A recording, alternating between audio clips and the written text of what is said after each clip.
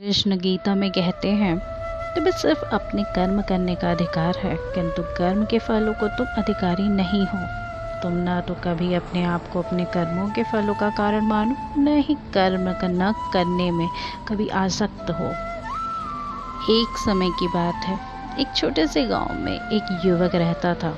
वह अपने जीवन में सभी कर्मों को बहुत मानता था और हर कार्य को समर्पित भाव से करता था। उसका विश्वास था कि कर्म करने का हकदार है, लेकिन कर्म के फलों का अधिकारी नहीं। अब इससे जुड़ी एक कथा सुनते हैं। एक दिन युवक गांव के पास एक पेड़ के नीचे विश्राम कर रहा था।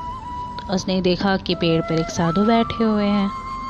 युवक बहुत आदर से साधु जी के पास गया और उनसे कुछ सीखने का इच्छुक था। साधु जी ने उसे देखते ही मुस्कान देकर पूछा, क्या तुम अपने कर्म का अधिकारी हो? युवक ने धीरे से उत्तर दिया, हाँ साधु जी, मुझे लगता है कि मैं अपने कर्म का हकदार हूँ। साधु जी ने मुद्दत सोचा और फिर कहा, तुम कर्म करने के हकदार हो, लेकिन कर्म के फलों का अधिकारी नहीं हो। फल भगवान की इच्छा के अनुसार आता है। तुम्हें सबका सहारा लेना चाहिए और ईश्वर को सब कुछ समर्पित करना चाहिए। युवक ने साधु जी के शब्दों को गहराई से समझा और उनके आदेशों का पालन करने का संकल्प लिया। वह सबका सहारा लेने और अपने कर्मों को ईश्वर की प्रसन्नता के लिए समर्पित करने का निर्णय लिया।